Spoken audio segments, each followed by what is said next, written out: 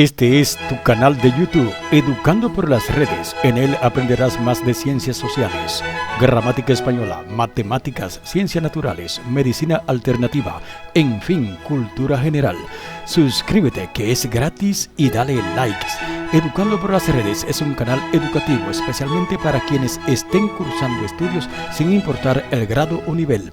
No olvides darle like y comentar nuestro contenido. Hoy presentamos Hablemos del infierno con el pastor Efraín Sánchez. Pastor, ¿qué es el infierno? ¿De dónde viene la creencia del infierno?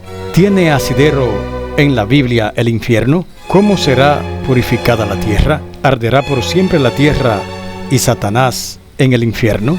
Se nos ha enseñado hasta el día de hoy que el infierno es un tenebroso lugar de condenación y tormento, donde están las almas de los que al vivir en este mundo cometieron pecados horrendos, de los cuales nunca se arrepintieron. Se nos ha dicho que en el infierno hay niños muy pequeños, hay jóvenes, ancianos y todo tipo de personas. Los teólogos, los escritores y los predicadores afirman que hay llamas que no alumbran. Todo esto es una completa oscuridad. Se siente el calor abrasador y ardiente de la llama que quema, pero no se ven. Todas las personas han sido reducidas a un tizón encendido. El escritor italiano Dante Alighieri, en el siglo XIII, en su obra maestra La Divina Comedia, al hablar del infierno dice: vi enormes cantidades de almas desnudas, llorando desconsoladamente hasta que sus ojos se quemaban y ardían por sus propias lágrimas. Unos se retorcían, otros vagaban permanentemente, otros corrían, gritaban, pero todos sufrían agudos dolores en todo su cuerpo. También el escritor inglés John Milton, en el siglo XVI, inspirado en las obras religiosas de los puritanos, escribió El Paraíso Perdido. Al describir el infierno dice: es una gran mazmorra redonda y oscura, llena de llamas que no alumbran. Allí solamente hay tristeza, hay profundos reproches, lamentos y torturas sin fin. Por otra parte, Jonathan Edwards, el mismo Santo Tomás de Aquino y San Agustín y todos los teólogos medievales le dieron un perfil aterrador al asunto del infierno. Decían que el diablo y sus demonios se sentían complacidos con cada nueva alma que llegaba a ese lugar. Al llegar a ese sitio, al igual que las serpientes, escupían maldiciones furiosas contra Dios. La Iglesia ha enseñado por muchos años que los condenados de la eternidad están encadenados y envueltos en una cama de fuego. Todo su cuerpo está cubierto de fuego y sienten cómo ese fuego penetra horriblemente dentro de sus huesos, sus músculos y sus nervios. El fuego penetra primeramente en su cráneo y sale por los ojos. Sienten que se les quema la garganta.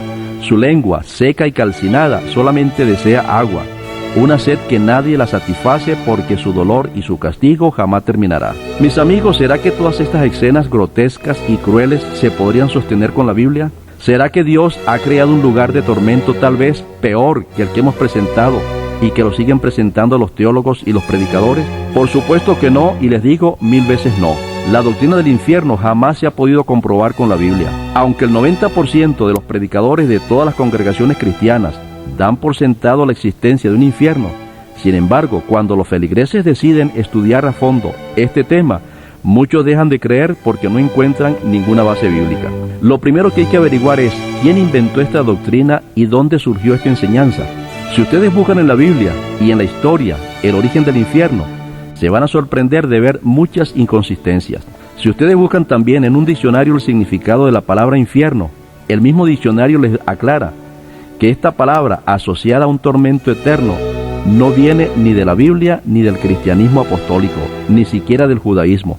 El infierno como lugar de tormento eterno viene de la mitología y el folclore religioso de los pueblos de la antigüedad.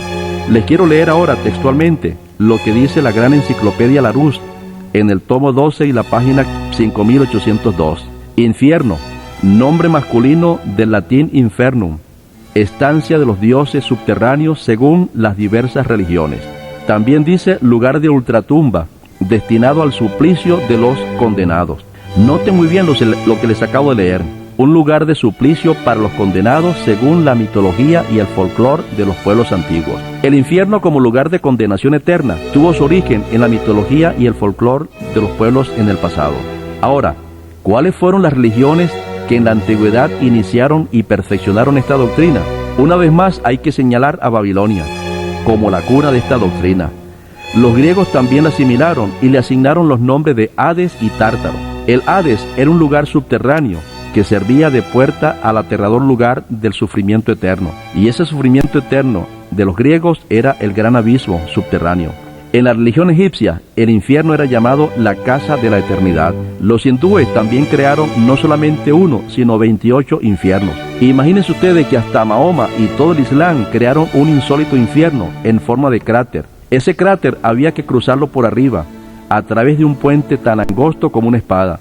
Si alguien por casualidad se caía, le esperaba abajo un tormento en el cual eran convertidos en pequeños fantasmas con inmensas bocas y estómagos muy grandes, para que pudiesen soportar por toda una eternidad una sed devoradora y un hambre insaciable. Los condenados por la eternidad en el infierno musulmán tienen que pasar alternativamente por 16 infiernos, 8 infiernos calientes y 8 infiernos fríos. La mayor parte de las personas que están en el infierno islámico están como infieles por no haber creído en Alá ni en Mahoma su profeta. Mis amigos, ustedes pueden hacer un exhaustivo estudio sobre la mitología y el folclore de los pueblos, y van a notar que únicamente los judíos bíblicos no aceptaron ni tuvieron nada que ver con el asunto del tormento eterno. Ahora, debo aclararles también que la palabra infierno sí aparece en la Biblia, pero no significando en ningún momento un lugar de sufrimiento perpetuo, sino simplemente el sepulcro o la tumba. ¿Pero qué tiene que ver la palabra infierno con el sepulcro? El asunto es que la palabra infierno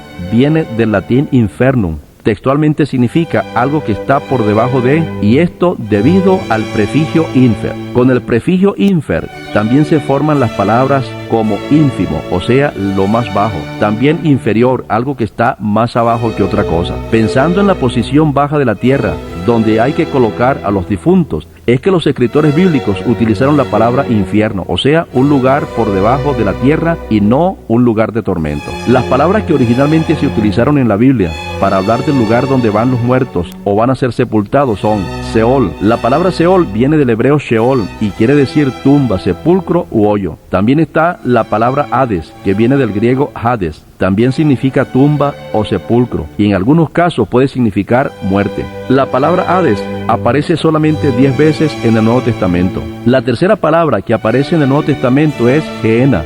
Gehenna es una transliteración de la palabra hebrea Gehinón. En el Antiguo y Nuevo Testamento, cuando una persona oía la palabra Gehenna o la palabra hebrea Gehinón, sabía perfectamente a qué se refería, y era nada menos que al valle de Hinón, donde funcionaba el gran crematorio de basura y cadáveres de criminales y animales podridos. La Gehenna o crematorio de Jerusalén quedaba fuera de la muralla oeste y al sur de Jerusalén y tenía una profundidad de casi 60 metros. A ese crematorio arrojaban los cadáveres de los peores criminales. Los cadáveres de esos criminales eran arrojados por decisión del Sanedrín. Y recuerden, el Sanedrín judío era la Corte Suprema de Justicia compuesta por 71 miembros. Negarle la sepultura a un depravado criminal y cremarlo en un basurero junto con los animales era un mensaje espiritual que el Sanedrín enviaba a todo el pueblo judío. Con este fuego devorador indicaban cuán abominable es para Dios el pecado de rebelión. Este acto era un símbolo de la perdición eterna, no del castigo eterno. Ahora usted se va a preguntar por qué los judíos del Sanedrín asociaron la perdición eterna con las llamas del crematorio.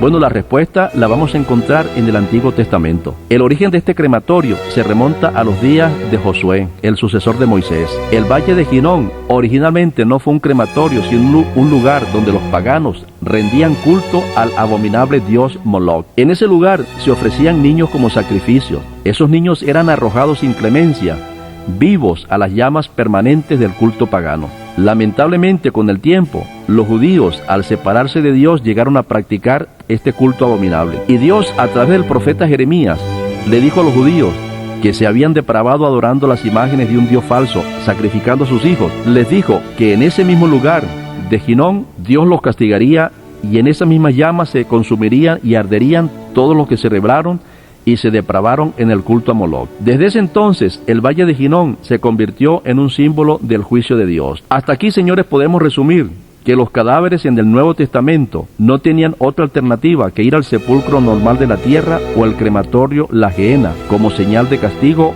y no de tormento. La palabra Gehenna solamente se menciona 12 veces en el Nuevo Testamento. Jesús en varias ocasiones utilizó el nombre de crematorio para hablar del castigo de los que se perderán. Por ejemplo, en una ocasión dijo Jesús: si tu ojo y tu brazo y tu pie te son ocasión de caer en pecado mortal, es mejor cortarlos y no que todo tu cuerpo sea echado en el fuego del crematorio o la gehenna. Cuando en algunas Biblias dice que todo tu cuerpo vaya a ser echado al fuego del infierno que arde, se está refiriendo al fuego del crematorio que arde.